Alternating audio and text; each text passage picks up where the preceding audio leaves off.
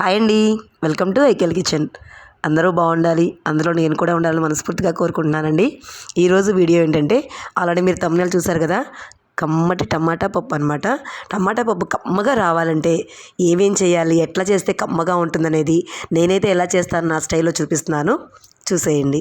First అయితే కనుక నేనైతే గ్లాస్ కందిపప్పు తీసుకున్నానండి. దాంట్లోకి ఇదిగోండి బాగా ముగ్గిన టమాటా పళ్ళు అనమాట. బాగా పండినాయండి. ఇవన్నీ కూడా పచ్చి కాకుండా పండు వేసుకుంటే టేస్ట్ చాలా బాగుంటుందన్నమాట. ఇవి కొలతలో చెప్పాలంటే ఒక పావు కేజీ అనమాట. ఇదిగోనండి ఒక 5 పచ్చిమిరపకాయలు, ఒక పెద్ద ఉల్లిపాయ, చిన్న నిమ్మకాయ సైజ్ అంతా చింతపండు అనమాట. ఈ పప్పుకి చింతపండు అయితే ఎక్కువ పట్టదండి, ఎందుకంటే మనం తీసుకున్నవి నాటు టమాటాలు కదా, ఇవి కొంచెం అంత పులుపు ఉంటాయి అన్నమాట. అందుకని చెప్పి నేను తక్కువ తీసుకున్నాను. దాంట్లోకి చెప్పాను కదా కమ్మటి టమాటా పప్పు అని చెప్పానని, ఆ టమాటా పప్పుకి కమ్మదనం రావడానికి మెయిన్ ఈ 3 ఐటమ్స్ అనమాట. ఇదిగోనండి చిన్నులపాయ, జీలకర్ర, కారం. ఇది మామూలుగా కూరలో వేసుకుంటాం చూసారా, ఆ కారమే అనమాట. ఈ మూడింటిని కూడా నేను ఎలా వేస్తానో ఒకసారి చూపిస్తాను, చూసేయండి. ఇది ఇక కరివేపాకు తాలింపులోకి అనమాట. తర్వాత తాలింపు అంటే పప్పు అంతా అయిపోయాక మనం తాలింపు వేసుకుంటాం కదా, అప్పుడే ఉపయోగపడుతుంది. ఇదిగోనండి నేనైతే కనుక పప్పుని ఇది కుక్కర్లో చేయబోతున్నానండి. ఈ పప్పుని శుభ్రంగా కడిగేసేసానండి. కడిగేసి 1కి 2.5 గ్లాసులు నీళ్ళు పోసుకున్నానండి, సరిపోతుంది. మామూలుగా స్టవ్ మీద పెట్టి వండుకుంటే సరిపోదండి, కుక్కర్లో కాబట్టి సరిపోతుంది అనమాట.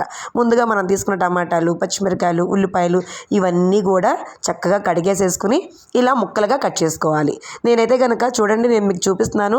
టమాటా ముక్కలు ఈ పప్పులోకి అంటే చిన్న చిన్న ముక్కలుగా అయితే ఏం కట్ చేసుకోవాల్సిన అవసరం ఏమీ లేదండి. ఒక 2 ముక్కలు కట్ చేసుకుని ఈ పైన ముచ్చుకులా ఉంటాయి చూసారా టమాటోలకి, అవి మాత్రం తీసేస్తున్నానండి. తీసేసి పెద్ద ముక్కలే కట్ చేశాను. ఇదిగోనండి ఉల్లిపాయ కూడా చూస్తున్నారా మీరు, పెద్ద ముక్కలే కట్ చేస్తున్నాను. దీనికి చిన్న చిన్న ముక్కలుగా కట్ చేయాల్సిన అవసరం లేదండి. ఇది పెద్ద ముక్కలుగా వేసుకుంటేనే పప్పు బాగుంటుందన్నమాట.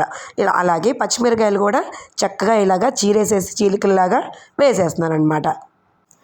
పచ్చిమిరపకాయలని ఇలా వేసుకుంటే పప్పు చాలా టేస్ట్ బాగుంటుందండి. అంటే ఈ పచ్చిమిరపకాయల కారం అనేది పప్పుకు పడుతుందన్నమాట. అట్లాగే పప్పు అంతా అయిపోయిన తర్వాత మనం కలుపుకునేటప్పుడు ఈ పచ్చిమిరపకాయ ముక్కలు అక్కడక్కడ తగులుతూ ఉంటే నంచుకుని తినడానికి కూడా చాలా టేస్టీగా ఉంటాయండి. అందుకని చెప్పి నేను చిన్న చిన్న ముక్కలుగా కట్ చేయను అనమాట. ఇప్పుడు ఇవన్నీ కూడా ఇలా మనం కుక్కర్లోకి తీసేసుకుందాం. మొత్తం అన్నీ కూడా తీసేసుకోవాలన్నమాట. ఆ తర్వాత ఇదిగోనండి ఇట్లా పక్కన పెట్టుకుని, ఇందాక నేను మీకు చూపించాను కదా చిన్నులపాయ, జీలకర్ర, కారం, ఇవన్నీ కూడా ఇలా రోట్లో వేసి నూరేసేసుకోండి. మామూలుగా నార్మల్గా రోట్లో వేసి నూరేసుకోవచ్చండి. అంటే ఇది కొంచెమే తీసుకుంటున్నాను కాబట్టి నేనైతే కనుక అందుకని ఇలా నూరుకుంటున్నాను అనమాట. ఇట్లా చక్కగా మెత్తగా, మిక్సీలో అయితే వద్దండి, ఇట్లా నూరుకోవడానికి మాత్రం ట్రై చేయండి. ఇదిగోనండి ఇలా మెత్తగా ఇట్లా నూరుకోవాలన్నమాట. చూసారా ఇలా ముద్దలా అవుతుంది. ఈ ముద్దను కూడా మనం తీసుకున్న కుక్కర్లోకి వేసేసుకోండి మొత్తం అంతా కూడా. పప్పు కమ్మగా రావడానికి ఈ వెల్లుల్లిపాయ ముద్ద మెయిన్ ఇంపార్టెంట్ అండి. ఇది వేసుకుంటే కనుక పప్పు రుచే మారిపోతుంది అనమాట. ఇప్పుడైతే కనుక స్టవ్ మీద పెట్టేసేసుకుని కుక్కర్ని, దీంట్లో ఒక పావు టీ స్పూన్ అంత పసుపు, 1 స్పూన్ అంత నూనె అనమాట. మీరు వంటలో వాడతారు కదా ఆ నూనె అనమాట, అది కూడా 1 స్పూనేనండి. వేసుకుని దీన్ని చక్కగా స్టవ్ అంటించేసేసుకుని చక్కగా విజిల్స్ రానిద్దాం అనమాట. నేను ఇది హై ఫ్లేమ్లో పెడితే కనుక 3 విజిల్స్ పెట్టుకోండి. అంటే స్టవ్ మంట పెద్దది పెట్టుకుంటే 3 విజిల్స్ రావాలన్నమాట. అదే స్టవ్ కనుక సిమ్లో పెట్టుకుంటే అంటే చిన్న మంట మీద పెట్టుకుంటే కనుక 2 విజిల్సే సరిపోతాయండి. ఎక్కువ విజిల్స్ అయితే కనుక పప్పు మరీ మెత్తగా తెవడలా అయిపోతుంది, రుచి ఉండదు అనమాట. అందుకోసం చెప్పని మీకు కుక్కర్లో కూడా ఎన్ని విజిల్స్ పెట్టుకోవాలో అది కూడా నేను చెప్తున్నాను. ఇదిగోనండి నేనైతే పెట్టేశాను కదా, 2 విజిల్స్ వచ్చిన తర్వాత చూపిస్తున్నాను చూడండి. ఇదిగోనండి 2 విజిల్స్ వచ్చేసిన తర్వాత ఆవిరంతా పోయేంత వరకు వెయిట్ చేశానండి. ఆవిరంతా పోయిన తర్వాత చూసారా, ఇదిగోనండి పప్పు మనకి ఎలా ఉడికిందో చూసారా, ఇట్లా ఉడకాలన్నమాట. ఇదిగోండి ఈ మాత్రం వాటర్ అయితే ఖచ్చితంగా కావాలి అండి. ఎందుకంటే కనుక ఇప్పుడు పప్పు మనకి వేడి మీద ఉంది కాబట్టి మీకు అట్లా కనిపిస్తుంది. ఇది కొంచెం చల్లారింది అనుకోండి, కొంచెం గట్టి పడుతుంది అనమాట.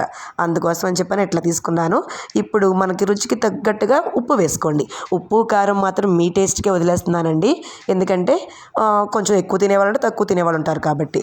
ఇదిగోనండి మనం ముందుగా తీసుకున్న చింతపండు ఉంది కదా, ఇదేమి నానపెట్టుకోవాల్సిన అవసరం ఏమి లేదండి ముందుగానే. ఎందుకంటే పప్పు వేడిగా ఉంటుంది కాబట్టి ఈ చింతపండు వేయంగానే చక్కగా మెత్తబడిపోతుంది అనమాట. అట్లాగా పప్పు గుత్తి తీసుకుని చక్కగా ఇట్లాగా టమాటా ముక్కలు మెదిగేంత వరకు మాత్రమే ఇట్లా మెదుపుకోండి, నేను ఇప్పుడు చూపించినట్టుగా. అలా మెదిపిన తర్వాత ఇంకా పప్పు అయితే రెడీ అయిపోయిందండి. ఇప్పుడు తాలింపుకి అనమాట. తాలింపుకి ఒక దాక పెట్టుకుని దాంట్లో 2 టీ స్పూన్ల ఆయిల్ అండి, 2 స్పూన్లు అండి, ఎక్కువ అయితే తాలింపుకి ఆయిల్ పట్టదనమాట. 2 టీ స్పూన్ల ఆయిల్ వేసుకొని దీంట్లోకి మనం వెల్లుల్లిపాయలు ఎక్కువగా ఏం వేసుకోవాల్సిన అవసరం లేదండి. ఎందుకంటే ఇందాక ఆల్రెడీ మనం వెల్లుల్లి ముద్ద వేసాం కదా, వెల్లుల్లి కారం వేసాం కాబట్టి ఊరికే ఒక 2-3 రెబ్బలు వెల్లుల్లి రెబ్బలు వేసుకొని ఆ 3 వెల్లుల్లి రెబ్బలు చక్కగా వేయించుకోవాలండి. దాంతోనే ఇవి పోపు దినుసులు అనమాట.